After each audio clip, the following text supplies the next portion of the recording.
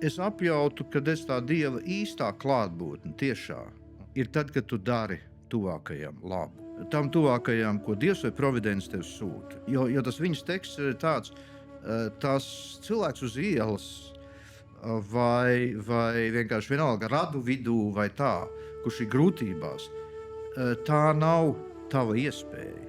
Tas ir Dieva plāns. Un tad vai nu tu seko, tu ej tajā iekšā, vai nē. Un tad, kad tu veic šo pirmo soli, tu dari. Tas prieks, ko tu saņem, darot šo labo tam cilvēkam, kam tas visvairāk ir vajadzīgs, ir Dieva klātbūtne. Dievam nav citu roku, citu acu, citu kāju kā tavējās. Mēs esam aicināti būt par šo Dieva klātbūtni šai pasaulē, tajā vidē, ko Viņš mums providenciāli ir devis. Bez mums viņam tas nav iespējams.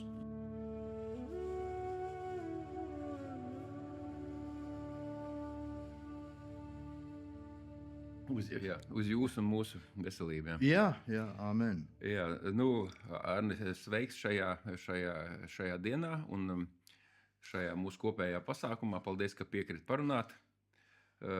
Es zinu, ka es neesmu žurnālists, bet saka, lūdzu, kas tu esi? Kā tu sevi tā uzreiz pozicionētu? Vakar man kāds, kurš uzdāvināja savu grāmatu, atgādināja man vizītkarti, kas man bija, kur man būtu jāatjauno, kur es biju uzrakstījis ceļotājs telpā un laikā. Jā. Tā kā man bija tāda vizītkarte ar šādu te formulējumu. Tad tas spektrs, jeb diapazons, kurā mēs varam runāt, ir diezgan vertikāli bezgalīgs. Mēs runāsim Dievā. Dievs ir bezgalīgs. Jā, absolūti. Jā, interesanti. Jā. No, labi. Jā, tu esi atnesis daudz grāmatas, varbūt parunājam par tām. Kā tu nonāci līdz grāmatu tēmai? Tas ir tā kā tu piedzimi jau zinot, ka tu gribi rakstīt, ja tas bija? Nē, jā, šis stāsts ir īstenībā interesants, vai ne? Man pamatskolā ļoti labi veicās ar tādiem priekšmetiem kā matemātika un fizika. Neticam, bet fakts. Un tad 8. klases beigās uz mūsu skolu atbrauca cilvēks, fizikas skolotājs, no skolas ar fizikas novirzienu. Tā bija Kandavas internāta skola. Meklēja labākos fiziķus. Un es vidusskolu pabeidzu tur. Un man bija panākuma olimpiādēs, un visi zināja, ka es būšu fiziķis vai kaut kā tā. Bet 12. klases beigās es atcerējos tādu mazu vīziju no savu 5 gadu vecuma, un tad, kur es krāsnī redzēju, kāda ir krāsnes, un manī bija lielā gaismas apjauta, kā es to teikšu, vai ne? Un kaut kas līdzīgs man bija, kad 8. klasē es drīzāk lasīju nekā dzirdēju. Mums pazīstamā Imanta Ziedoņa Epifānija uzvelciet baltu kreklu un rakstiet no rīta, ja mīlestība līdz vecumam saglabā retais, uzvelciet baltu kreklu un notīriet kurpes savai mātei. Un dīvaini, bet tajā pēdējā vasarā, 11. klasē, es atkal apjautu, ka vārdiņos var ielikt kaut ko no šīs gaismas.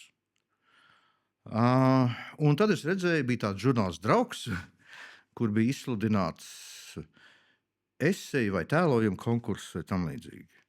Un es uzrakstīju savu eseju, ļoti negaru, par to, kā svaigi pļauta zāle smaržo labāk nekā visneiedomājamākās Parīzes smaržas, teiksim tā, odekolona smaržas un tā. Un sevi es nolēmu tā, ja nu gadījumā viņi tur atzīmēs, ka tas kaut kas ir, tad es kaut kā tā. Un es vinnēju to konkursu tur. Viņi man deva rekomendāciju žurnālistikas virzienā, un tādā veidā viss sagriezās savādāk. Un tā mēs esam nonākuši pie pārdesmit grāmatām, un tā mēs esam šai sarunā arī. Viss pagriezās šajā te intuīcijas virzienā, un ar slāpēm pēc gaismas, es tā to nosaukt. Jā. Jā, un Un slāpes pēc gaismas tev arī iepazīstinājuši ar Imanu Ziedoni, vai kā tas notika? Tas arī jauši vai nejauši? Arī man ir tā, ka man tai, ja mēs varam uztaisīt mazu pauzi, man tajā somā ir vēl viena grāmata, kas man ir ļoti svarīga, ko esmu aizmirsis. Mēs tam vienmēr gatavi. Dzimuši gatavi. Jā, tu atnes šo grāmatu. Kas tas ir? Jā, tā ir mana pati pirmā grāmata. Mīlestības pieskāriens. Un uz vāka ir divas mātes. Viena ir drusku atpazīstamāka, otra ir mana personiskā māte. Un viņas vieno tas, ka abas fotogrāfijas ir veids viens un tas pats fotogrāfs. Jā. Mans draugs, Šveices fotogrāfs Kurts Sauters. Lūk, temats, kas varbūt Dalmantu īpaši interesētu, ir šī zīmīte uz vāka. Un to ir sagatavojis tev pazīstamais vai mums pazīstamais draugs Modis Tenisons. Tas ir tāds kā mātes Terēzes kredo, kas ir grāmatas sākumā gan angliski, gan latviski. Viņas vizītkartes teksts, vai ne? Viņas tā nosacītā vizītkarte, jā. Šāds te pagrieziens. Teksts ir arī zināms? Jā, tur ir iekšā, jā. Tur ir iekšā. Šis te The Fruit of Silence is Prayer, tas ir tas. Jā, un pašās beigās tas pats ir latviski. Jā. Klusuma auglis ir lūkšana, lūkšanas auglis ir ticība, ticības auglis ir mīlestība, mīlestības auglis ir kalpošana, kalpošanas auglis ir miers. Un tas izskatās šādi. Jā, tas izskatās šādi, jā. Jo, teiksim tā, šis ir manas piezīmes, emocijas pēc mana pirmā brauciena uz Kalkutu, uz Indiju. Es tātad kopumā Indijā, Kalkutā un ne tikai arī Bodgajā, kur atnāca princis Siddhārta un aizgāja Buda, esmu bijis 6 reizes, un es vienmēr meditēju vai pārdomāju pa laikām, kāda būs 7. reize un kad viņa būs. Jo šobrīd ir, protams, mani Ukrainas braucieni, tie ir bijuši 13 pagaidām, tātad būs kaut kad 14, kas ir uz pusi mazāk, bet noteikti iekšēji es jūtu, ka kaut kad būs šis 7. brauciens, kur es veltīšu, lai uzrakstītu eseju vai pārdomas par visu kopā.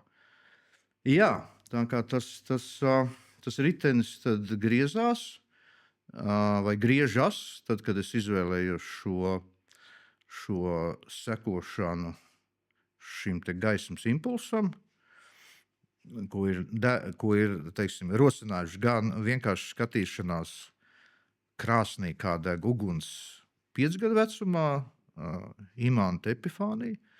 Jā, un ir pārsteidzošs. Ritenis griežas, es teiktu, pārsvarā skaisti.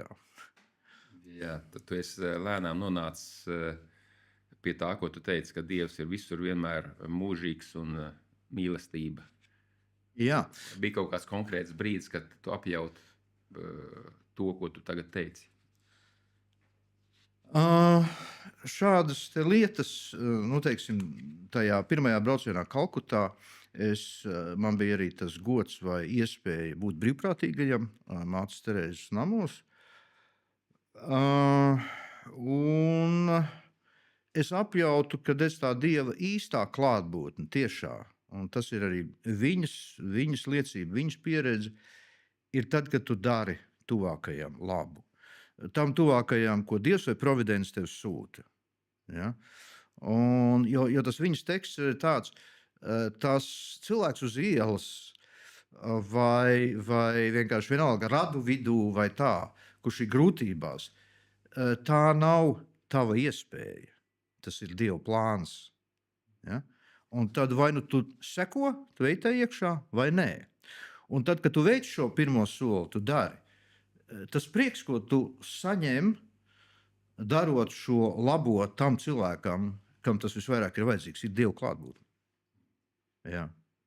Jā. Grūti nepiekrist. Nav iespējams nepiekrist, bet saka, lūdzu, nāk prātā jautājums par cilvēcības aspektu un par tādu aspektu, ka atrodoties šajā te mīlestības zināšanā un sajušanā, tu nonāc vietās, kur ir ārēji slikti, kur ir slimības, un pēdējā laikā arī karš un citas tādas lietas. Kā tu vari saglabāt, tu spēj saglabāt iekšējo mieru un pieņemšanu attiecībā pret to, ko tu uztver, teiksim, Ukrainā vai Kalkutā? Jā. Tāpēc ir vajadzīga garīgā dzīve. Tāpēc ir vajadzīga garīgā prakse, lai ar sevi tiktu galā.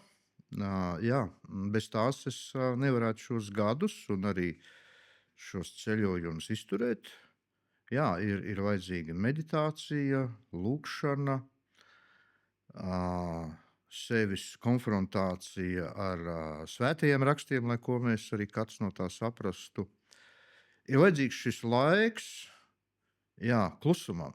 Šis Terēzes teksts iesākās ar vārdu klusums. Un viņai ir arī tāda atziņa, jo vairāk mēs iegūstam lūkšanā, jeb šai klusuma klātbūtnē ar Dievu, jo vairāk mēs varam izdarīt saviem tuvākajiem. Respektīvi, tad mums nav šī ilūzija, ka mēs esam pasaules centrs. Ja? Mēs iegūstam šo realitātes skaidrību, ka darītājs ir Dievs, un mums jābūt pateicīgiem, ka viņš mūs lieto kaut kādām savām skaistajām lietām. Lūk, lai šo saglabātu, ir vajadzīga garīgā dzīve. Es nevaru bez garīgās dzīves katru dienu. Tā nav formāla savas miesas aiznešana līdz baznīcai vai dievnamam reiz nedēļā. Tā ir šīs saiknes nodrošināšana ikdienu, kas nozīmē sava dārza uzkopšanu katru dienu vai savas istabas iztīrīšanu katru dienu. Bez tā, tev taisnība, mēs nevaram izturēt šo pasaules slogu, šīs ciešanas sāpes, bet dziļākā līmenī mēs dzīvojot garīgu dzīvi atklājam, mums tas nav jāiztur. Ja? Ir, kas to ir izturējis. Tātad Terēzes pārliecībā un lēnām arī manā pārliecībā, tas ir Kristus, kas ir samaksājis par visiem. Un mēs varam būt viņa līdzdalībnieki šai samaksā. Un Mātei Terēzei ir tāds skaists teksts vienkārši, vai ne? Dievam nav citu roku, citu acu, citu kāju kā tavējās. Mēs esam aicināti būt par šo Dievu klātbūtni šai pasaulē, tajā vidē, ko viņš mums providenciāli ir devis. Bez mums viņam tas nav iespējams. Tas, ko tu saki, man atsauc atmiņā, man tāds spilgtu pārēj no tiem laikiem manā dzīvē, ko es saucu par tumšiem laikiem, uz tādiem gaišākiem laikiem. Tā pārēj bija tāda, es dzīvoju pasaulīgo dzīvi, un man likās, ka tur viss ir labi. Ir kaut kāda mērķa, viņa sasniegšana dod kaut kādu zinām gandarījumu. Un tad man pavērās cits pasaules redzējums, un es domāju, pasaulīgā dzīve, biznesa, viss, to es vispār negribu ne redzēt, ne dzirdēt, neko. Un tad es pazudu uz ilgāku laiku tajos savās tais garīgajos līkločos, un tur bija jauda un gandarības. Un vienā brīdī dzīve man atnes atpakaļ. Es ieraudzīju, ka vai ir Dievs un viss pārējais ir tā kā nebūtiski, jeb arī es pakļaujos likumos skaldu un valdi. Un es esmu izdarījis secinājumu, ka ir tikai viena dzīve. Un šī dzīve ir garīgā dzīve, un viņa ietver pasaulīgo dzīvi. Un ja es neienesīšu, ja es nebūšu savā garā klātesošs uz ielas, veikalā, kinoteātrī, restorānā un tā tālāk, bet tikai meditācijā, lūkšanā un baznīcā, tad es pats sekoju ne tiem likumiem, kurus es esmu proponējis kā savējos. Tā ir. Un kā tautā teiktu, ne tu vienīgais to atklāji, bet protams, droši vien, ka tavā gadījumā tu atnāci atpakaļ ar jau citu pieredzi, ar citu skatu, ar vertikālāku skatu uz to, kas ar tevi ir noticis. Tātad tā visa pieredze ir bijusi vajadzīga. Viennozīmīgi. ir bijis vajadzīga. Jā. Tā tur ir, jā. Šī ir otrā tikšanās dzīvē, kad mēs tiekamies. Tas vien ir interesanti, ka mēs uzreiz tā teikt ķeramies pie mikrofoniem. Tā tad nav tāda blefa un sagatavošanās. Tu sāki pagājušo tikšanos ar stāstu par Ukrainu, un tu man esi atsūtījis arī daudz ziņas WhatsAppā par to, ko tu dari Ukrainā, un tie vārdi tā, ka tu esi tā kā garīgā misijā Ukrainā. Varbūt vārds bija kristīgā, es neatceros. Tas iesākās ar garīgu motīvu. Tad, kad karš sākās, protams, es domāju, pilns karš. Bet īstenībā to, ka notiek kaut kas riebīgs, drausmīgs, droši vien arī tu vai tā, to sajūtu 14. gadā. Un toreiz es Doma baznīcā norganizēju meditāciju, atceri, lūkšanu, jo bija skaidrs, notiek kaut kas ļauns, un jau tajā brīdī bija skaidrs, ka Rietuma Eiropa, Amerika, zinām mērā mēs paši nereģējam adekvāti. Un īstenībā tas ir atvedis līdz šai situācijai. Bet 22. gadā katrs no mums, droši vien arī tu, domā, ko es varu darīt? Notiek kaut kas drausmīgs. Un kaut kādā mērā tas skar arī mūs tieši. Lūk, un man Dievs ir lietojis, ka pirms tātad 24 gadiem, nākošais gads būs jubileja, Dievs man lietoja, ka Rīgas centrā blakus Saeimai ir maza kapeliņa, kur uzraksts ir adorācijas kapela, bet būtu jāuzraksta tieši tāpatās kā Madonā, kur rakstīts lūkšana kapela, kura pēc idejas, kurai vajadzētu būt atvērtai 24 stundas diennaktī, kur jebkurš cilvēks var ienākt klusumā pēc katoļu sapratnes visvētākā sakramenta klātbūtnē. Lūk, un tad, kad sākās, katrs no mums vēlējās dot vislabāko Ukrainai.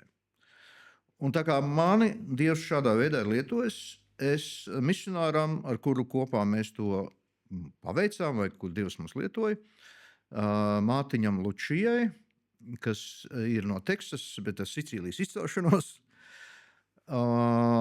uzrakstīju, vai Ukrainā ir šādas kapelas. Un viņš uzreiz reaģēja. Mēs redzam, ka amerikāņi kādreiz ir ļoti nenopietni, ko mēs piedzīvojam tagad. Viņš uzrakstīja, no, maybe you'd like to go. Nē, varbūt tu vēlies doties. Yeah. Es teicu, labi, ok. Un acu mirklī, nedēļas laikā, Austrālijas kristieši, viņa paziņas, norganizēja man pirmo atbalstu naudu ceļam. Un tā 22. gada 3. maijā, kādam tajā dienā ir dzimšanas diena, daži varbūt zinās kam, es ierados pilsētā Ļviva ar savu koferīti nakts vidū un devos meklēt savu apmešanās vietu. Jā. Lūk, jā, tāds bija mans pirmā Ukrainas ceļojuma sākums. Tātad tas, kas ir noticis par šo laiku, mums ir 2 grāmatas ukrainiski izdotas par šo tematu. Viena bieza evanģelizācijas grāmata, mazs bukletiņš, bet Dievs atvēra citas durvis. Vēl ļoti daudz durvis atvēra. Man ir liela draudzība ar Ļvivas fotomuzeja direktoru. Šobrīd man ir liela draudzība ar Harkivas cilvēkiem, kur esmu bijis 3 reizes. Es biju pēdējā ceļojumā, es biju arī Odesā pirmo reizi dzīvē. Un tātad, jā, šis sagriezās vēl un vēl. Visticamāk, ka kapela ir atradusies, kurā notiek lūkšana, vai nav? Ļoti paradoxāli, jā. Redzi, Latvijā tātad ir 2 šādas kapelas, viena ir Rīgā, viena Madonā, bet, lai kaut kas tāds notiktu, ir kādam cilvēkam jāuzņemās pilna atbildība. Rīgas gadījumā tas bija kardināls Pujāts, kuram es izstāstīju, ka no vietas, kur ir šī kapela Rīgā līdz vietai, kas saucās Saeima, ir tieši 7 soļi. Es saku, varbūt tas ir zīmīgi. Ja kaut kas labs notiks šajā kapelā, varbūt arī tur. Mēs esam nedaudz vīlušies, tas vēl nav noticis pietiekami, bet šis bija arguments, lai Rīgā būtu kapela. Madonā tā bija Juta Strasdiņa, mācītāja Valdes Strasdiņa kundze, kas uzņēmās atbildību un, būdam luterāni, aizgāja pie katoļiem un teica, tas ir kaut kas tāds, kas ir, jūs būsiet garām, ja jūs to, un viņi teica, labi, mēs to darīsim. Lūk, Ļvivā, katrā tādā notikšanā Dievam ir savs plāns vienkārši. Man ir bijusi apmēram šāda pat intervija angliski, vienā no katoļu portāliem Ukraina. Es runāju angliski, viņi tulkoja ukrainiski. Mums ir liela evaņģelizācijas grāmata, kuru savām meditācijām lietoja Māte Terēze. Un pēdējo reizi mums bija fantastiskas tikšanās providenciāli ar Ļvivas mēru un ar grieķu katoļu metropolītu Igoru, kas ir tā kā Ļvivas reģiona. Un viņš sacīja viedus vārdus. Gan par karu viņš teica, cilvēki grib karot. To viņš domāja abas puses. Tikai Dievs var apturēt šo karu. Bet mēs pieņemsim visu, kā tas nāks. Par kapeli viņš teica, mēs jums palīdzēsim. Ļvivas mērs gribēja mums Latvijas delegācijai nodemonstrēt, ka viss viņiem ir paredzēts. Tur, kur ir lielā kapsēta, kur ir tūkstošiem varoņi apbedīti. 99% visi jaunāki par mani, puse uz pusi jaunāki par mani. Un es teicu, tur ir jābūt šādai kapelai, kas ir loģiski, visu to saprot. Un mēs teicām, jā, mēs esam to paredzējuši. Un tad viņš lika parādīt, kā tur izskatīsies to plānu uz lielā ekrāna. Un viņš tā rādīja visu, un bija sašuts, ka tur nav paredzēta tā kapela. Tā kā mēs esam tik tālu, tā kā Dievam ir savs laika, kā sakot, laika grafiks. Ja? Un tagad mēs esam tik tālu, ka liela daļa ir sapratusi arī to, ka pat ja Ukrainai būtu, ko es viņiem teicu, visi pasaules ieroči, visi pasaules nauda, iespējams tas nebūtu pietiekami. Ja? Un te mēs runājam par to, kas var dot mieru. Un mātei Terēzei bija šis vienkārši vēl viens īpatnējs teiciens: less you have, more you can give. Jo mazāk tev ir, jo vairāk tu vari iedot. Un iespējams, ka mums vajag šīs mazās lietas, ka viņi piekrita. Mazās lietas, kas spēj mainīt cilvēku attieksmi Amerikā, Rietumē Eiropā, Ukrainā un arī Latvijā. Lai mainītos cilvēku sirds attieksmes. Un tad iespējams mums tie visi pasaules ieroči un nauda nemaz nebūs vajadzīga. Tavs muca Dieva ausī.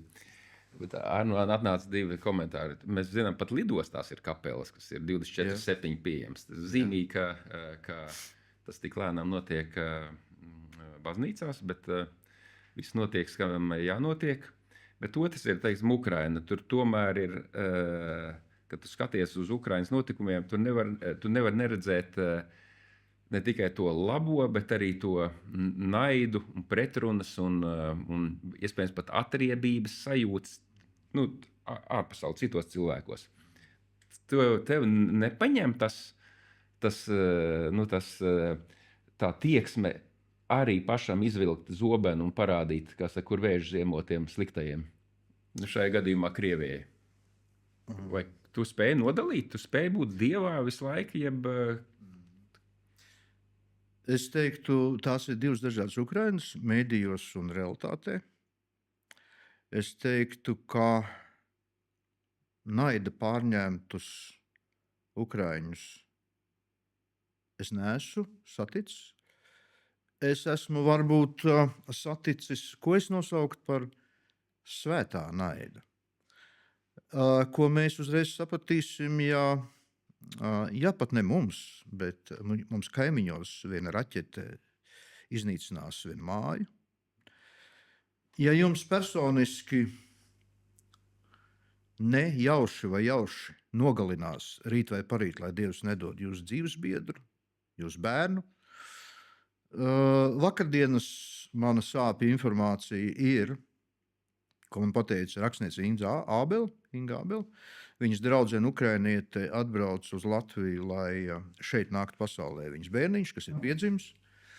Bet viņas draudzenei Kijevā, nezinu, pirms pāris dienām vai pirms nedēļas, ir miris zīdainis, jo dzīvoklī ir -5 grādi. Un tad tas ir jautājums. Nav jautājums. Jūsos, kas to dzirdat, ir adekvāta reakcija. Ja mēs šo nedarām, ja mēs nedarām visu iespējamo vai vairāk, lai šo apturētu, ar mūsu cilvēcību kaut kas nav kārtībā vērt cauri. Ja, tas ir tas, kāpēc Ukraiņi iedvesmoja mūs, kāpēc Pārdaugavā nokrita tas. Un es teiktu, kāpēc viņi iedvesmo mums būt latviskākiem vai latviešiem un saprast, ka latviskums ir mūsu Dieva uzticētājas uzdevums. Lūk, tā kā šī kauja ir kauja par civilizāciju vai civilizētību vispār, tāpēc arī notiek šī garīgā konfrontācija ar kaut kādiem puišiem, noziedznieks numur 47 un tā tālāk, Amerikā un vēl kaut kur.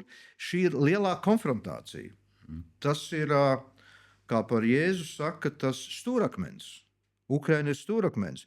Ukraina ir uz krusta, Dievu paņemta, bet tā svētība ir visiem.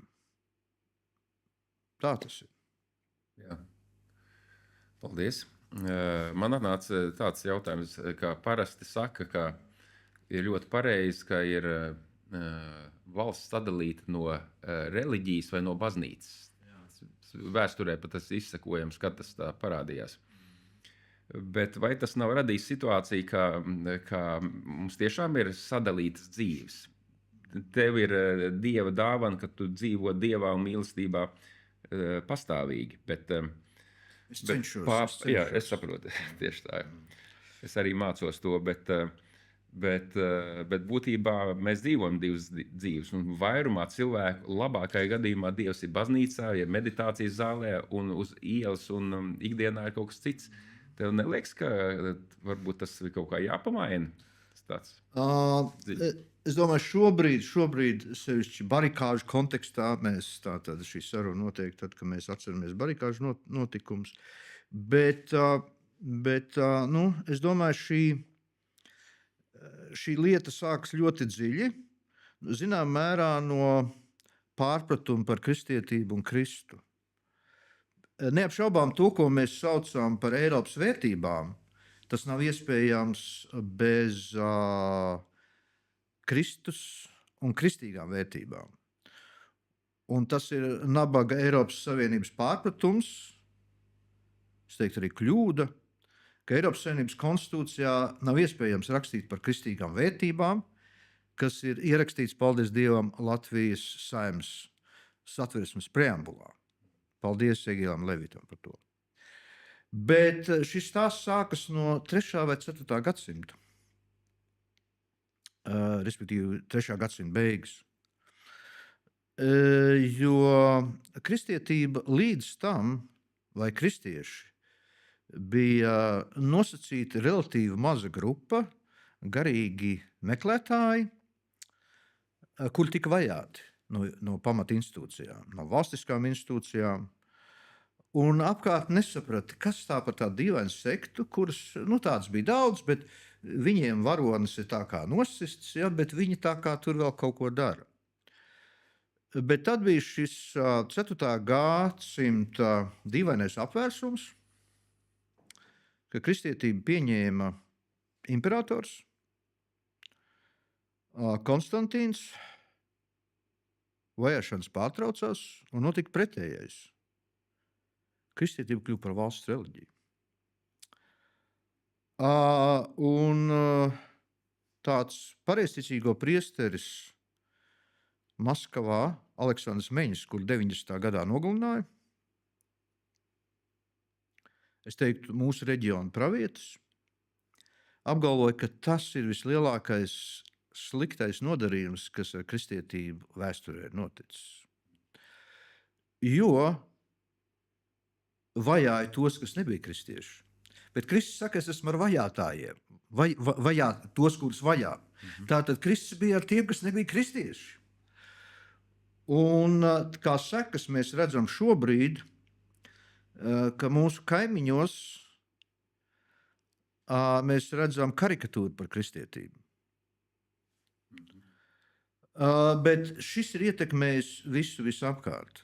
Un es teiktu, dziļākā līmenī galvenais varonis, kurš svētdienās piesauc, ir ārpus institūcijām īstenībā garīgs meklētājs, kuram ir vēsts.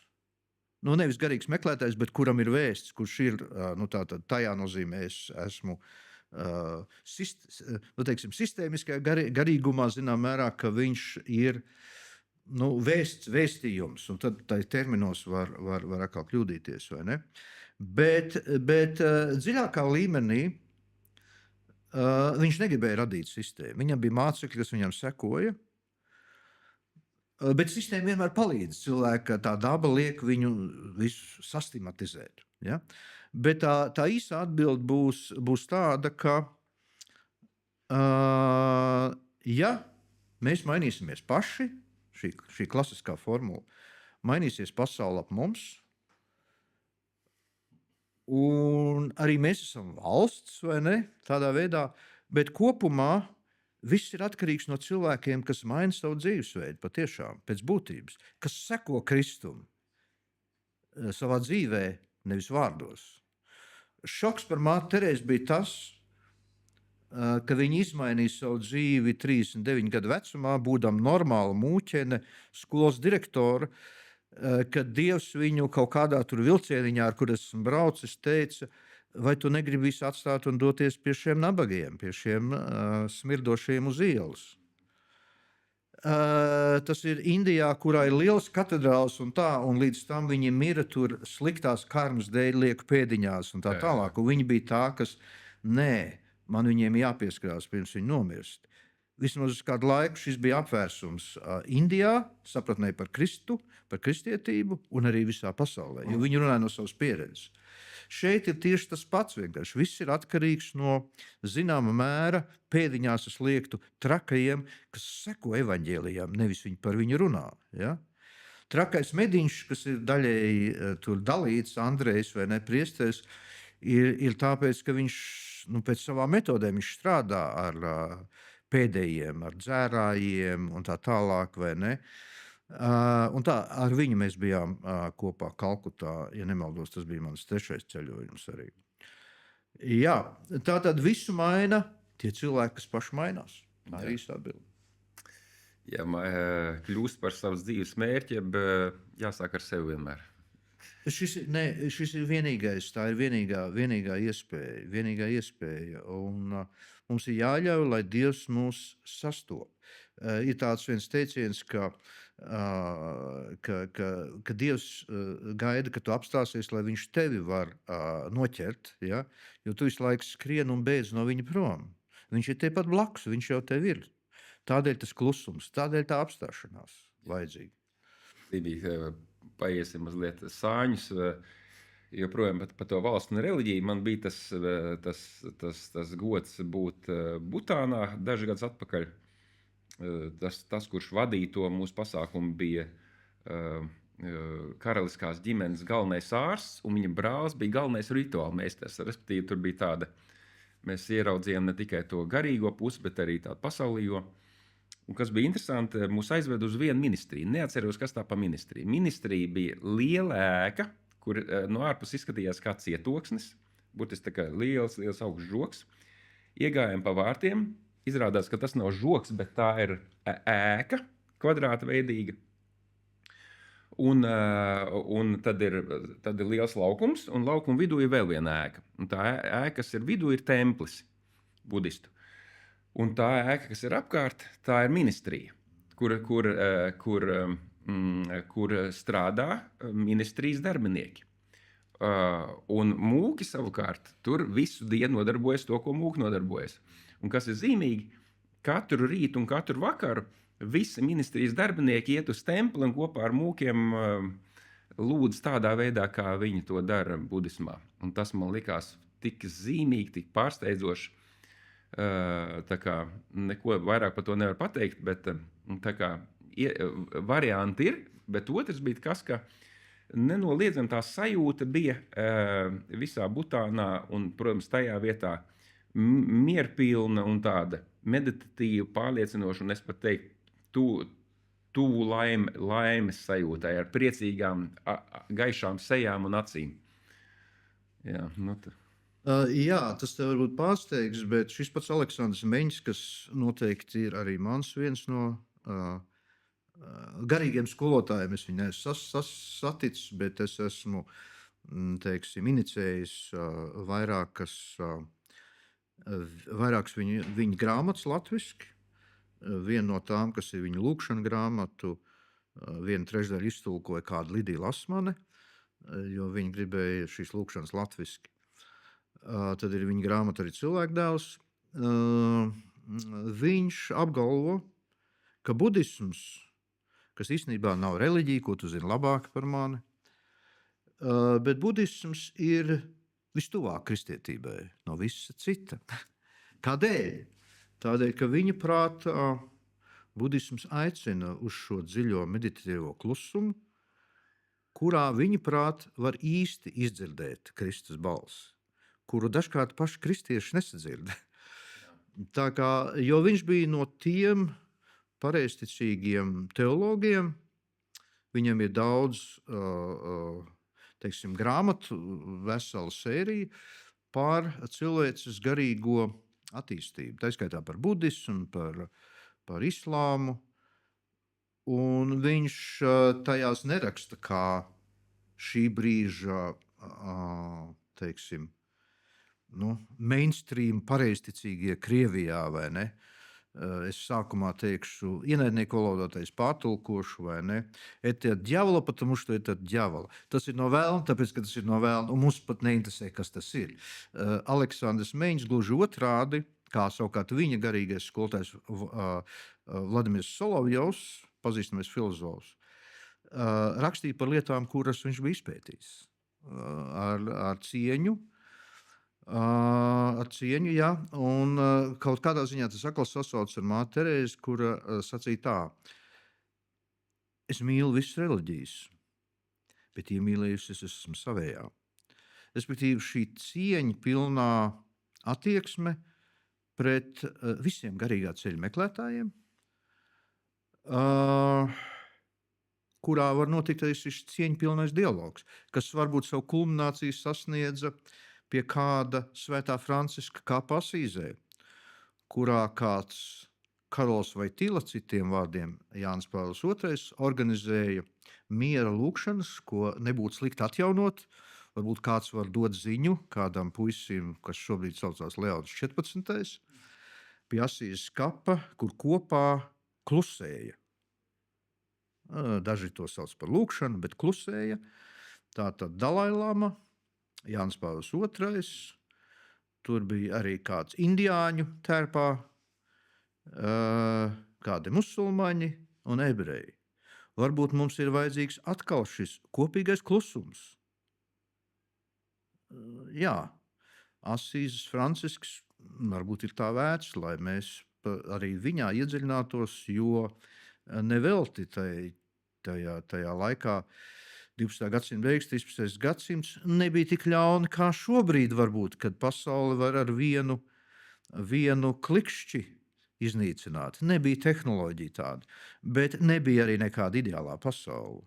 Un tad nāca viens, kuram bija papildus vārds latīniski idiote, jeb muļķis dēļ Kristus, kas šai institucionālajā baznīcā radīja saviļņošanos, kurš atgādināja par to, kas kristietība bija sākumā. Par ko tu runā? Par viņu? Par viņu. Francisku. Par Francisku, kas ir svēts, es precizēju, Asīzes Francisks. Jā, kurš dzīvoja pēc evaņģēlija, vai mēģināja dzīvot pēc evaņģēlija. Jā. Tātad tie, kas reāli to dara, nevis runā, rada izaicinājumu pārējai sabiedrībai. Un, protams, tāva ideālistiskā uzzīmētā pasaule ir lieliska, bet mums arī uzreiz pragmatiski jādomā, kā to Latvijā, kā šeit. Un visai ticami viss nekļūst par budistiem, bet vienkārši mums ir vajadzīgi cilvēki, mazas un grupas, kas patiesi meklē, kas dara, kā Imanta gadījumā ļoti dīvainā koku atbrīvotāja grupa, kas ir arī manā jaunākajā grāmatā mazliet apskatīta. Nevarēja cilvēks atbrīvot, vismaz kokus atbrīvosim vai akmeņus. Ir vajadzīgi tie, kas meklē, kas klauvē.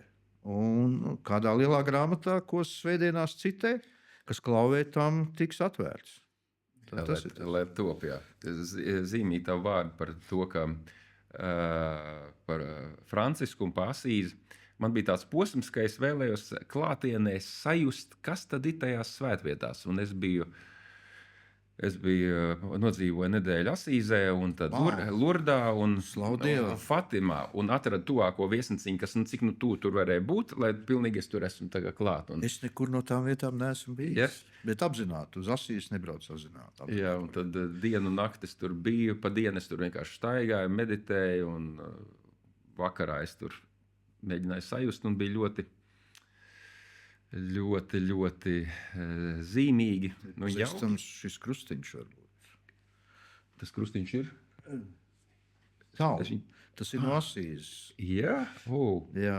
To man uzdāvināja, un tau ir oriģinālais krusts, kurā Kristus tika piesists krustā. Jā. Un šīs tau ir franciskāņu un franciska zīme. Jā. Un Māra Zālīte arī ir bijusi Asīzē, un kaut kāda iemesla dēļ viņa man atveda, un man mājās stāv Svētā Franciska figūriņa. Jā, tā viņas liecība arī bija interesanta. Viņai nav viennozīmīgas attiecības ar kristietību, lai gan viņa, būdama zīdainis, tika kristīta Sibīrijā, kā katolieta, tāpēc, ka viņa piedzima augstumā, nezinu vai šādā, ļoti vārgs bērniņš, un tur bija arī kāda lietuviete, kas, protams, uzņēmās iniciatīvu un teica, kā bērniņš nomiris nekristīts un tādā veidā. Un tad viņa teiksim, norganizēja šo viņas kristību. Jā. Un viņa teica tā, nezinu par tavām sajūtām, viņai tur dažāda to kristību, bet Asīze un Asīzes varonis, jā, tā viņa uzrunāja. Es viņai devu uzdevumu, ko viņa nav izpildījusi, gan uzrakstīt libretu rokoperē Svētais Francisks. Jā. Es domāju, ļoti iederīga rokopera būtu. Jā, man ir tāds viens no maniem garīgajiem skolotājiem, kas ir ķermenī esošs Deivids Hofmeisters.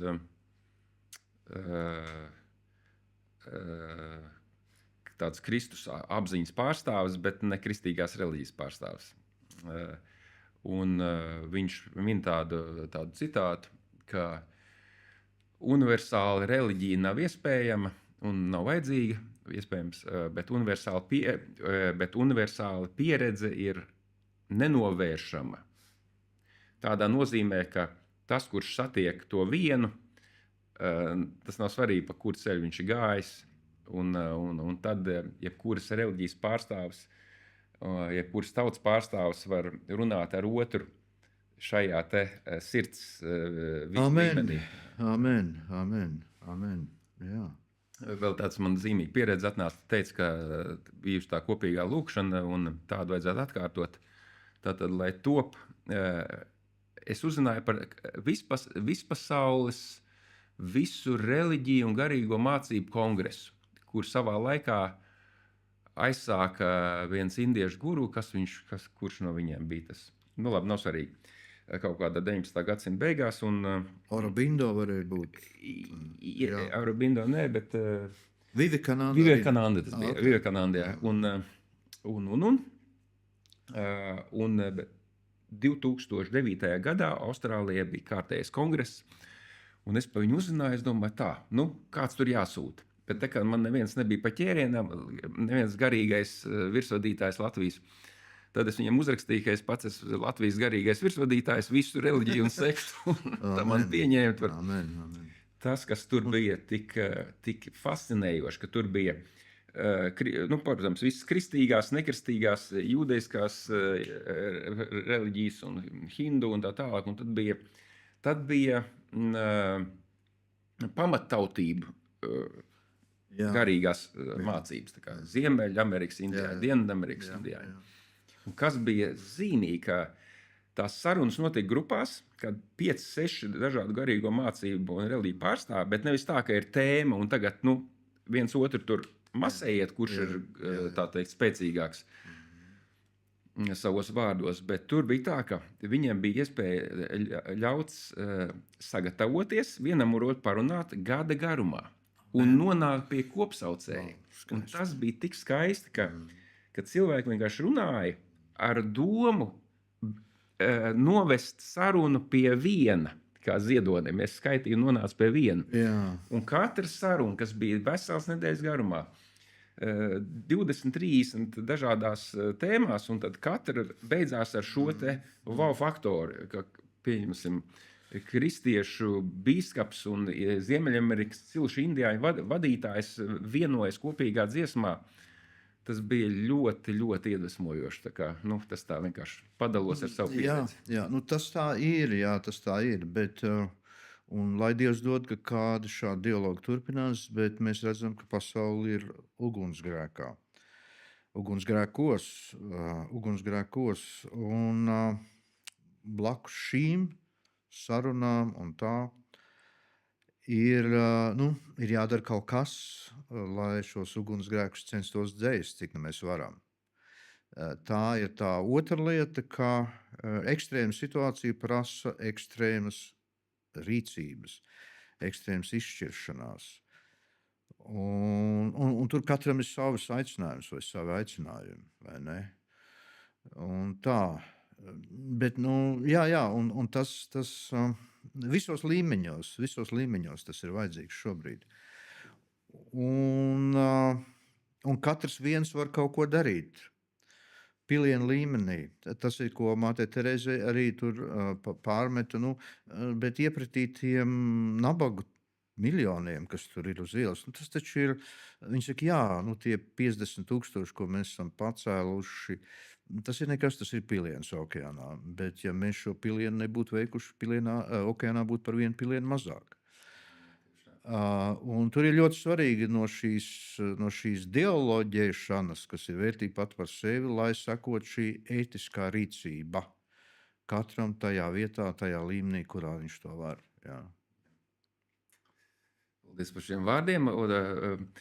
Pārējiem pie Imanta Ziedoņa. Es te uzrunāju pirms kādu laiku ar tādu domu, ka Armands Strasts ieteica, ka varbūt tu varētu uzrakstīt grāmatu par Modri Tenisonu, kuru tu esi saticis, kuru tu pazīsti. Mēs bijām draugi. Jūs bijāt draugi. Jā.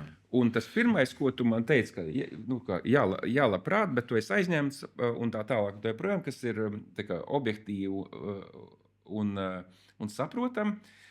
Un sarunas gaitā tu esi man minējis, ka pie tevis nonākuši daudzas Imanta Ziedoņa tā teikt, informācijas dienas grāmatas. Vai es pareizi sapratis, vai tev uzticētas? Ne man nonākuši, bet tā ir atkal šī providenciālā ķēde, vai sakritība ķēde, vai ne, un tad ar lielo burtu jaušības, vai ne. Kad es tiku uzaicināts pēkšņi uz rakstnieka, ārsta un Imanta vienu no lielākajiem draugiem, Jāņa Liepiņa Bērēm. Un tur mēs nebijām daudz, kādi cilvēki 20, un tad Misiņa bibliotekas direktore Gunta Jaunmuktāne man saka, jā, bet mums taču ir Jāņa, Imanta vēstules Jānim, tev jānāk un tādā veidā lasīt. Un tā. Es atnācu uz Misiņu biblioteku, un tajā brīdī man bija nedaudz līdzekļu. Es saku, labi, tad saskanējiet tās vēstules, es tad mājās palasīšu.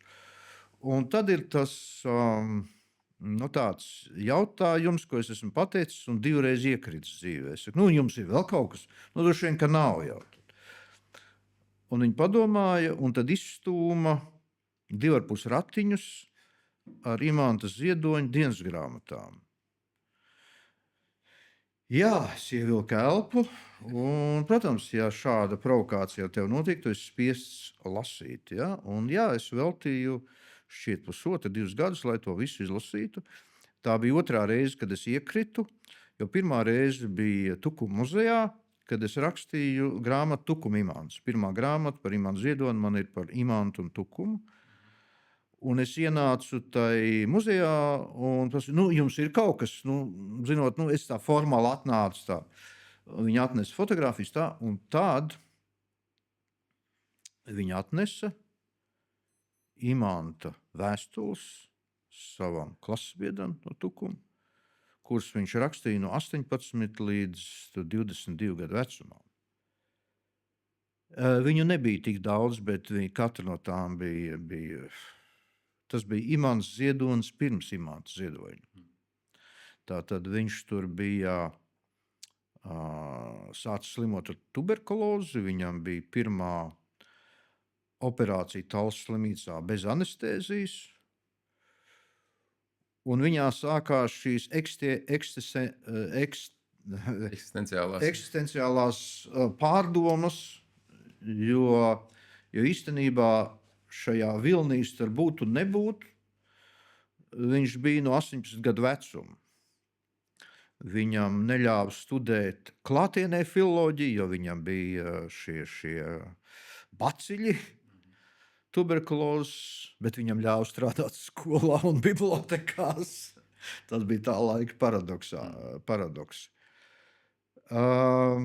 Jā, un es šo grāmatu izveidoju, es devu lasīt Ausmai Kantānei tās vēstules.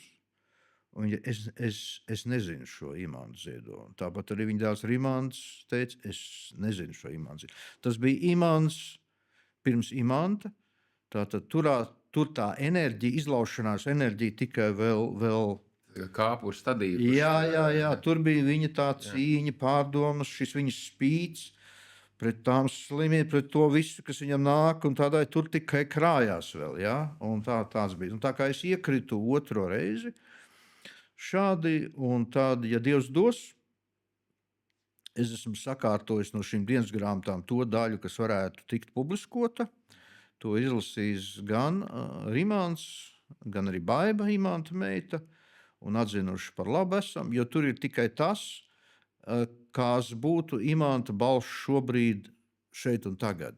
Viņa pārdomas, viņa meklējumi, kas notiek ar latviešiem, tajā purvā, kurā dodas Latvijas valsts, tur tā grimst ar to dīvaino, es teiktu, degradēto Rietumu Eiropu dialogā, joprojām, kurā mēs esam, bet kas ir mūsu ceļš un kur viņu meklēt, jā. Un, protams, arī šajā grāmatā Ziedoni no jauna skaitīt, man visvairāk fascinēja, uzrunāja viņa garīgie meklējumi un atradumi, jo tajā ir abas lietas, tajā ir tā garīgā strāva, kas, manuprāt, mums var palīdzēt joprojām. Viņš skaitīja nonāca pie viena un varētu teikt pie Kristus, bet tas ir Kristus, kas viņam ir tika dots atklāsmē, manuprāt, kas ir no šiem pirmajiem gadsimtiem. Šis Kristus, kas vēl nav ieslodzīts, un tas nav pret konfesijām vai tādā veidā, bet ir kaut kas dziļāks. Sākotnējā Kristus balss ir kaut kur tur dziļāk. Un viņam kā dzejniekam, kam bija darīšana ar atklāsmi, piemēram, tur ir tāds dialogs Talsu baznīcā. Tie svarīgākie teksti grāmatā Ziedoni no jauna skaitīt ir no Talsiem, jo viņš tur labi jutās tajā draudzē. Un tur ir arī šāds dialogs. Viņam prasa, vai jūs svētdienu turat? Jā. Viņš saka, nē, tā ir vienīgā diena nedēļā, kuru es neturu, jo tajā dienā Dievs mani tur. Un otrs, viņš saka, es laikam nevarētu tāds ierindas ticīgais, tur tā iet, tur tā tikai, jo man vajag atklāsmi. Un man viņas vēl nav, bet es zinu, ka vajag. Un pat ja viņa nebūs, es tepat blakus būšu un gaidīšu. Šī ir tā pietāte pēc šīm lietām, un šī ir tie attieksme, un šis meklējums pret to, kā bija iesākumā. Jā, skaisti. Tu esi saņēmis 2 ratiņus ar dienas grāmatām? 2,5. 2,5. Jā, 2,5. Nāk prātā tāda loģiska doma, ka iespējams, ka tagad tu zini par Imānu Ziedoni atkal vairāk nekā draugi un ģimenes locekļi. Saka, lūdzu, no tiem ratiņiem, no tās grāmatas, kas vēl top un taps, ir kaut kas tāds, kas ir, kas tev nāk prātā, ko tu varētu tagad padalīties, kas tev uzrunāja, pārsteidza?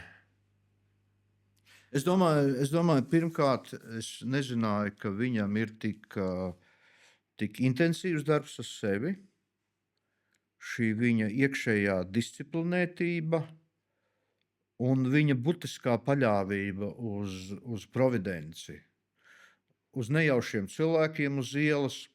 Staigājot pa Rīgas ielām, viņš bija tik priecīgs, ka bija kādi cilvēki, kas viņu neatpazina. Jā, neatpazina. Tur bija kāda kundze, kas tirgoja ar savu bērniņu kopā, tirgoja laikrakstu Solis, un viņš raksta dienas grāmatā, cik labi, ka man neatpazina. Un prasīja tur, ka mums bija pirms tās naudas reformas par 5 rubļiem, vai ne, kas bija maza ļoti vērtība. Jā, viņš nopirka to laikrakstu Solis un tā. Un viņa ceļš atpakaļ arī uz baznīcu pie Kristus, jo tās viņa vecmāmiņas baptistes par viņu ir lūguši, ko viņš arī saprata, un viņu tā kā ietekmējuši. Bet savā veidā es skaitīju un nonācu pie viena nozīmē, viņš skaitīja un testēja, vai ne? Viņam bija svarīgi skaitīt, kas viņam der. Viņam bija diezgan šaurs loks ar draugiem mācītājiem, ne tikai Juris Rubens, arī Mārs Ludvigs, arī katoļu garīgās semināra garīgais tēvs Viktors Peņķušs. Un beigās izrādījās, kas ir šajā grāmatā, kas ir publicēta, ka viņa tēvs Sibīrijā bija kopā ar Viktoru Peņķušu. Tādas lietas parādījās. Tātad tā viņa uzmanība, viņa pietāte, un kā viņš šo savu dzejisku atklāsmi sakoordinēja ar šo lielo garīgo atklāsmi. Jā, tā kā manā uztverē tas, kas viņam bija dots, un tie viņa atklājumi, der arī pašai baznīcai atjaunojoties. Tā kā jā, es domāju, ka parādījās protams, mēs atzīstam, liela daļa no mums atzīst, ka viņš ir dāvana Latvijai, bet te parādījās citi šīs dāvanas aspekti, vēl citi. Un es domāju, jā, kad mums nav tik daudz to cilvēku, kas ir strateģiski domājuši, meklējuši, kas ar mums latviešiem notiek. Kur ir šis ceļš ar lielo burtu? Jā, es domāju, tur ir daudz kas no tā, arī šeit dienas grāmatās, kas mums var palīdzēt mūsu ceļa grūtībās šodien. Jā, paldies par šiem vārdiem. Un, tu man atsūtīji, man vienkārši bija atsūtījis sev, pārsūtījis no tava sūtītā. Jā. Imants Ziedonis saka, jā, mums ir vēl laiks, ja, mazliet? Jā, protams. Radi savu pasauli. Šī pasaule cilvēkam ir par lielu. Radi savu mazo. Lielā sastāv no mazajām. Kur ir tava mazā? Veido to no zemeņu stādiem vai no tērauda dzirkselēm. Veido no dzejoļu rindām un no keramikas māliem. Tai nav jābūt lielai, bet tai jābūt bagātai. Un tai nav jābūt skatlogā izstādītai. Bet ja tevi atrod ciemiņš, lai tu vari to pacienāt. Lai paliek krāsaini dzirksteli no tavām glazūrām viņā. Imants Ziedonis. Amen. Nu šķiet, ka viņš pats izveidoja sev tādu pasauli, šo te tagadējo nemuzeju. Kā tev liekas, tas ir arī uz vietu attiecināms? Es teiktu, ka viņš ļāva, ka Dievs no viņa izveido. Es teiktu ļāva, un arī šis, ko tu nolasīji, viņam bija dāvana, kad caur viņu, jo tie, kas raksta ikonas, es pazīstu dažus, jo Lidijas Lasmans meita, arī Rubena, piemēram, ir viena no Latvijas īpašajām ikonu zīmētājām vai radītājām, ka šiem ikonu radītājiem viņiem ir jādzīvo īpašs dzīvesveids, jāgavē un jāļauj, lai Dievs caur viņiem rada ikonas. Tas, ko tu nolasīji, ir vārdiskā ikona. Un viņam bija dāvana, ka caur viņu tapa šīs ikonas. Jo katrs šis mazais tekstiņš rezonē mums gaismas virzienā, kā mēs ar tevi nosaukt ar lielo burtu, un liek mums strādāt ar sevi. Bet tādā, kur mēs apjaušam, ka Dievs ir mīlestība, un viņš vēlas labāko versiju no mums pašiem. Tas ir tāpatās, kā mūsu uzdevums ir mēģināt radīt labāko versiju no Latvijas. Tas ir tas, par ko Imants runāja. Un tas ir vairāk atkarīgs no katra no mums. Ne no Saeimes, ne no tiem 100 gudrajiem vai kā, ne no ministriem. Ja? Tas ir tāpat kā Ukrainā tā mana sajūta. Jo es vairāk eju pie cilvēkiem, jo vairāk es sastopu Ukrainas stiprību, un tā ir tur apakšā. Dzīlēs, kā Imants teikt. Iekšā. Jā, tādā veidā, jo viņi ir pilsoniska sabiedrība, mums par tādu vēl jātop. Ja viņiem kaut kas nepatīk, tad Ukraiņiem ir tas, kā saka, hobijs, rīt iesim uz mītiņu. Kāda būs mūsu plakāti rīt? Ja? Tātad mums šis nav. Mums ir jāpalīdz ar mīlestību saviem priekšstāvjiem pēcpusēs durt adatas, lai notiktu asinsrite. Viņiem pašiem tas ir vajadzīgs, bet ar mīlestību šai pēcpusēs mums ir jādara. Amen. Jā. Interesanti, bet tu pazini Modri Tenisonu. Jā, mēs bijām draugi. Jā, jūs bijāt draugi. Es viņu pazinu krietni mazāk par tevi, bet es redzu viņā milzīgu personību, un šī personība, manuprāt, nav līdz galam novērtēta un būtu arī jāceļ saulītē Latvijā. Sevišķi Latvijā, jā. Lietuvā viņš ir viens no kultūras ikonām, noteikti, jā. Ko tu varētu kā draugs pateikt par Modri Tenisonu? Kas ir tāds tevs tavi vārdi, ko tu gribētu padalīties? Pavisam īpaša harizma, mākslinieks, šī vārds ar lielo burtu mākslinieks, domātājs, atvērts, spējīgs arī uzklausīt manā gadījumā, un spējīgs arī sirdī dalīties. Tātad, ko mēs zinām neapšaubāmi, ikoniska personība Latvijas teātrī. Jā, tātad šķiet Alvis Hermans ir viens no viņa audzēkņiem, nosauksim tā, vai cilvēks, kas ir ietekmējies. Jā, kurš ir bijis arī pedagogs, skolotājs, vienalga ar mazo vai lielo burtu, šiem ar abiem, kas ir atstājis savu nopietnu pēdu dažādās dimensijās. Jā, viņš ir viens no Latvijas kultūras kanona cilvēkiem, neformālā uztverē. Neapšaubām, un bez tā, ko viņš ir atstājis, bez viņa mantojuma, mēs nevaram virzīties tālāk. Jā. Jā. Virzamies tālāk, un varbūt, kas to zina, tev arī sanāks paskatīties grāmatas virzienā pa Modri Tenisonu. Tas ir pienākums, es nesaku, ka mans pienākums, bet kopumā, jo man ir šobrīd, es neskaitu, cik grāmatas ir man un cik es esmu inicējis vai ne. Bet skaidrs, piemēram, man ir tāda sērija par Latvijas pagastiem. Protams, kaut kādā mērā ietekmēta no Imanta Kurzemītes stila un tā.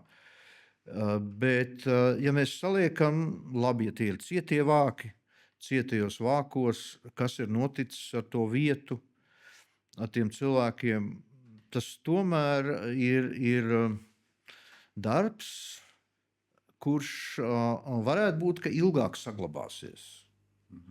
Ja ir cietajos vākos, ja, tad man tur ir represētos stāsti, izsūtītos stāsti, lielo cilvēku stāsti. Tas tomēr nozīmē nostiprināt savu patību, savu identitāti. Ja, tas ir ļoti svarīgi.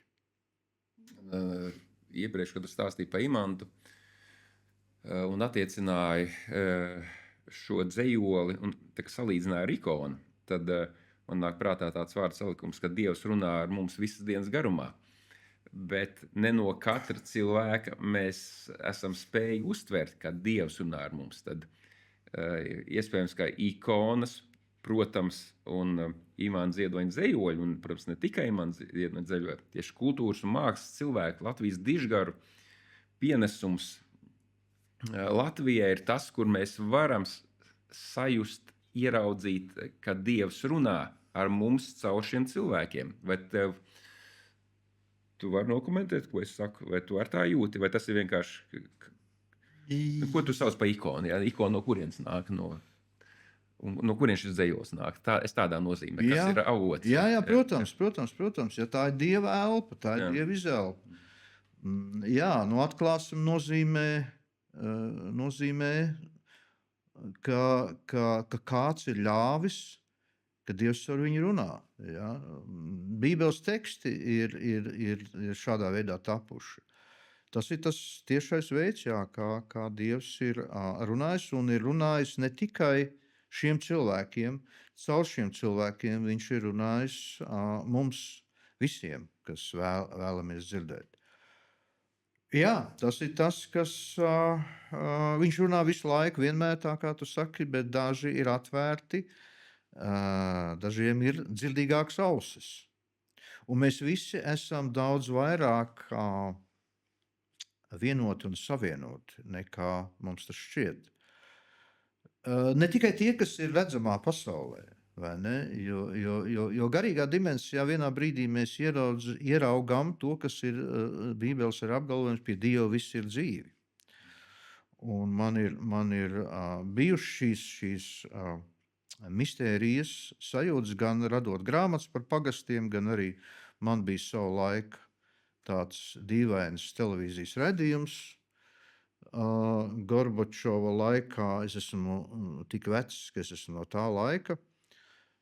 Jā, man bija televīzijas raidījums, lai liktenis gara svētīts. Ne manis paši izdomāts nosaukums, kur bija pirmie raidījumi bija ļoti īsi, 1:45 minūtes, lai ko tas arī nozīmētu mūsdienu Latvijas televīzijai, bet tā tas bija. Lai gan interneta vidē ir atkal atgriezušies šīs īsās intervijas 3,5 stundas, 4 stundas, 5 stundas, jo visā šajā saraustītajā pasaulē, fragmentārajā, ir atkal zināma liela vajadzība runāt dziļi. Un tas nozīmē nesteigties, vismaz sarunās nesteigties. Un cilvēks atkal atgūst savu to dziļāko patību. Jā, Dievs turpina darboties, lieto mani, tevi, mūs, ja mēs tam esam gatavi. Bet, lai gatavi mēs nogatavotos, mums ir vajadzīgs šis klusums, uz ko māte Terēze un ne tikai mūs aicina. Jā. Amen. Tu esi atnācis ar vairākām grāmatām, par dažām tu vēl neesi pateicis. Kas ir tās grāmatas, kas tev klāt ir tās divas? Jā. Un galā par šo arī stāstu, jo tas nebija. Jā. Tā tad mana pirmā, jeb otrā grāmata ir Pietur Latvijas laikā tumē un vecmokās. Tā ir pirmā grāmata par pagastiem. Ziedoņa sakarā zīmīga ar to, ka tur ir sākumā pie reālas ikonas viņa galvenā lūkšana, ko viņš īstenībā radīja domājot par saviem radiem, bet sanāca tā, ka par visu Latviju. Pa kurš to radīja? Kāds Imants Ziedonis. Jā, Imants Ziedonis. Un šis teksts mani tā uzrunāja, kad es viņu ieliku savas pirmās pagastu grāmatas sākumā. Un tad, kad es šo grāmatu dāvināju Ziedonim, es viņam atvainojos, ka es neesmu prasījis viņam atļauju. pēdiņās par autortiesībām šodienas kontekstā runājot. Jā. Un viņš teica, bet lūkšanas jau tāpēc ir domāts, lai viņas dotu citiem. Tā kā kaut ko es neesmu sapratis. Tāda bija viņa reakcija. Tā bija. Vai tu gribēsi nolasīt? Viņa diezgan, bet viņa nav īsta, tas nekas. Nolasīt. Šajā lūkšanā brīdī Dievs sapulcē visus šeit kopā zem tava jumta. Tās domas, ko domājam dažādās vietās par vienu un to pašu, kā pasargāt dvēseles sevī un tautā, kā laukus uzturēt Dievā, kā ielas uzturēt gaismā un bērnus ticībā iecelt.